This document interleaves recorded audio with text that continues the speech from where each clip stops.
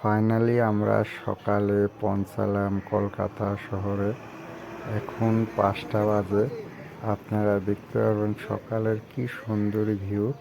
সকাল মানেই সুন্দর। দেখেন সকালের শহরটা, কলকাতার বাস গাড়িগুলো কিভাবে হাওড়া ব্রিজের উপর দিয়ে যাচ্ছে। সামনে হাওড়া ব্রিজের পিলার, দুটা খাম্বা দেখতে পারবেন। এখন আমরা হাওড়া ব্রিজের সামন দিকে রওনা দিচ্ছি। আপনাদের দেখাবো হাওড়া ব্রিজটা কীরকম। এই হাওড়া ব্রিজ হুগলি নদীর উপরে 4 পিলারে খাড়া। এই ব্রিজটার কাজ করতে স্টিল ব্যবহার করা হয়েছে 26,500 টন স্টিল। এটার লম্বা হয়েছে 705 ফুট। এটা ইংরাজের আমলে 3 ফেব্রুয়ারি 1943 সনে এই ব্রিজটা খোলা হয়েছে। আপনারা দেখতে পারবেন সকাল সকাল। আমরা এখন রয়্যাল ইন্ডিয়ান হোটেলের বগলে দেখতে পারবেন আপনারা 1905 সনে মোগলের আমলে এই হোটেলের খাওয়া এত সুস্বাদু। আমরা এখন বাসের মধ্যে ইডেনের দিকে যাচ্ছি। আপনারা এই বার্মা রোডের থেকে গাড়ি পাবেন ইডেনের। 10 টাকা ভাড়া নেবে, কন্ডাক্টরকে বলবেন ওখানে নামিয়ে দেবে আপনাদের। আমরা এখন যাচ্ছি ইডেনের দিকে। কালকে বাংলাদেশ ভার্সেস নেদারল্যান্ড ম্যাচ আছে, ওটার টিকিট কালেক্ট করার জন্য যাচ্ছি। ফাইনালি আমরা বাসের থেকে নামলাম ইডেনের বগলে। সামনে দেখতে পাচ্ছেন ইডেন। কলকাতার বাস আর ট্যাক্সিগুলো, কলকাতার পুরনো বাস খালি কলকাতার শহরেই পাবেন আপনারা। সামনে ইডেনের লাইট। এখন আমরা ওইদিকেই যাবে ইডেনের বগলে। এখন আমার দোষ কিছু বলার চেষ্টা করছে। কালকে নেদারল্যান্ড ভার্সেস বাংলাদেশ ম্যাচ আছে, ও নেদারল্যান্ডের সাপোর্ট আর favourite player Shakib Al Hasan.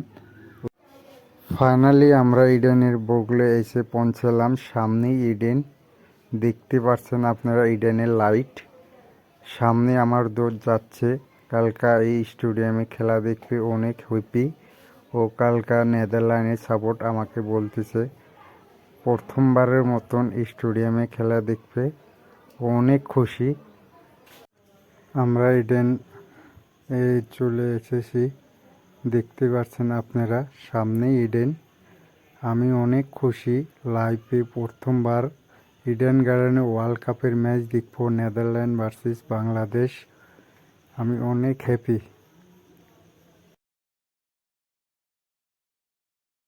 Finally ইডেনের সামনে আসলাম। এখন দেখতে পারবেন ওয়ার্ল্ড কাপের লোগো। আমরা যাচ্ছি সামনের দিকে, আপনাদের ইডেন গার্ডেনটা দেখাবো। ইংরাজের আমলে এটার নাম ছিল লর্ড অকল্যান্ড সার্কাস গার্ডেন।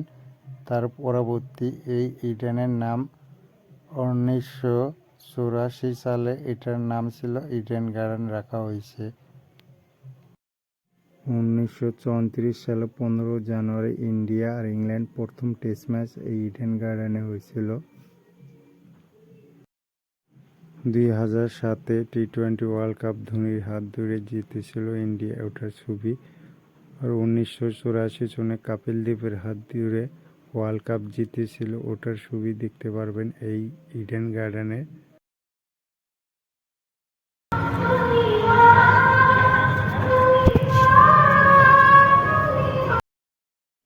এখন আমি টিকিট কাউন্টারের সামনে আছি, দেখতে পারবেন।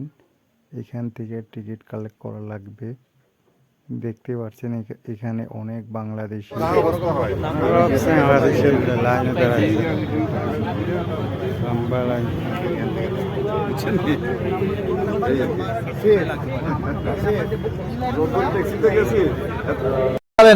ভিসা পায় নাই, ভিসা জটিলতার কারণে আসতে পারে। আমরা আরো অনেকেই আসতে চেয়েছিলাম, কিন্তু আমাদের দুইজনের ভিসা আছে বলে পাই নাই। সেখানে আরো আপনার আজকের ম্যাচ মানে কালকের ম্যাচটা নিয়ে কেমন এক্সাইটেড? আমরা আশা করতেছি, আমরা তো বাংলাদেশ টিমের থেকে অনেক বেশি কিছুই আশা করি, কিন্তু আশা করতেছি যে কালকে বাংলাদেশ জিতবে ইনশাআল্লাহ। ইনশাআল্লাহ জিতবে বাংলাদেশ। আপনি যদি কিছু বলতেন। Thank you. বাংলাদেশ কালকে নেদারল্যান্ডের সাথে ইনশাআল্লাহ জিতবে। ইনশাআল্লাহ পাকিস্তানের সাথে জিতবে 31 অক্টোবর। আর সব থেকে সাকিব আল হাসান ভালো খেলে সেঞ্চুরি ইনশাল্লাহ ইনশাল্লাহ আমরা সবাই এটা আর মুস্তাফিজুর রহমান 5 উইকেট পাবে। ইনশাল্লাহ। মুস্তাফিজুর রহমান ইডেন গার্ডেন্সে মুস্তাফিজের অনেক ভালো রেকর্ডস আছে, আমরা দেখেছি এর আগে। ইনশাল্লাহ সেই রেকর্ডসের এভারেজ প্লেয়ার বোলিং হলে বাংলাদেশের মুস্তাফিজুর রহমান। আপনি কোথা থেকে এসেছেন? আমি আসাম আসাম থেকে। আসামের আলহামদুলিল্লাহ, আমরা একজন খুবই ডেডিকেটেড, হ্যাঁ আমি বাংলাদেশের বিগ ফ্যান। ইন্ডিয়ার পরে কোনো টিমের সাপোর্ট করে উঠে হলে বাংলাদেশের। বাংলাদেশ আমার ফেভারিট টিম, কোনো ম্যাচ ছাড়ি সব ম্যাচেরই খেলা দেখি। আপনার মতো দর্শক আপনাকে থ্যাংক ইউ। ভারতের মধ্যে যদি আমার যা সেমিফাইনাল খেলবে বলে এটা ভাইয়া আমরা সবাই আশা করেছিলাম, কিন্তু আসলে আসিফ আহমেদ। আসিফ আহমেদ ভাইয়া, আপনাকে অসংখ্য ধন্যবাদ। আপনি এত কষ্ট করে আসাম থেকে, মূলত বাংলাদেশ পার হয়ে তারপরে আসাম, মানে বাংলাদেশ থেকে বাংলাদেশের লোকে বর্ডার বাংলাদেশ থেকে কলকাতা আসা যত সহজ, আসাম থেকে আসা কিন্তু অনেক কঠিন। আসাম থেকে নিয়ে চলে এসেছেন বাংলাদেশ। অনলি ফর খালি বাংলাদেশের ম্যাচ দেখার জন্যই আমি বাংলাদেশ পাকিস্তান ম্যাচ দেখার জন্যই আসছি। নেদারল্যান্ডসে দেখবেন না? দেখবো দুটো টিকিটে আচ্ছা, 2টা টিকিটই ভাইয়া কেটেছেন। ইনশাল্লাহ কালকে আমরা একসাথে গর্জে উঠবো সবাই মিলে। ইনশাআল্লাহ বাংলাদেশ জিততে পারবে। কিছু বলবো? না, আমাদের ইউটিউব চ্যানেল। Thank you. আমি এখন ট্রাফিকের জন্য রাস্তার ধারে দাঁড়িয়ে আছি। দেখতে পারবেন অনেক লোক আমার সাথে দাঁড়িয়ে আছে। এখন ফির আমি ইডেনের দিকে যাব। এখানে একটা ফেস্টিভ্যাল হচ্ছে, এখানে অনেক পুলিশ গার্ড দেখতে পারবেন। আমরা এখন যাচ্ছি, আমরা এখন সামনের দিকে যাচ্ছি, এখানে অনেক লোক দেখতে পারবেন। ফাইনালি আমরা ইডেনের নিচেই আছি, দেখতে পারবেন। এই যে আমার দোস্ত পানির বোতল নিয়ে পোজ দিচ্ছে, এই যে দেখতে পারবেন অনেক লোক এখানে। এই যে আইসিসির লোগো দেখতে পারবেন, মেন গেট। এখান দিয়ে সব প্লেয়াররা প্রবেশ করে ভিতরে। আমি আপনাদের এখন দেখাবো এই আর্টিস্ট ভাইকে।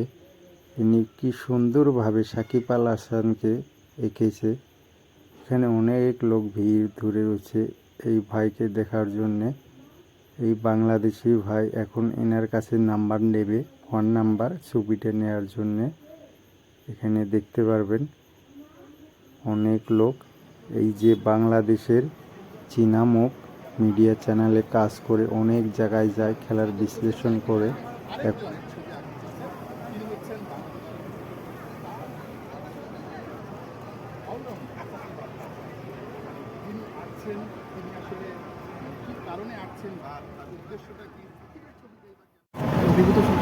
আমার ফেভারিট প্লেয়ারদের মধ্যে অন্যতম একজন, এই জন্য আমি এটা এই ছবিগুলো কি আসলে আপনি কোন কারণে নিয়ে করেন?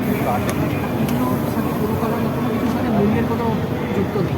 এগুলো যা কিছু হচ্ছে সব আমার মনের ভালোবাসা থেকে আমি আঁকছি। এখানে এসে প্রতিবারই আঁকি, সবাই জানে মোটামুটি। আমি চেষ্টা করি আমার এই ছবিগুলো ওনাদের হাতে পেয়েছি, আমার যে ভালোবাসা তাদের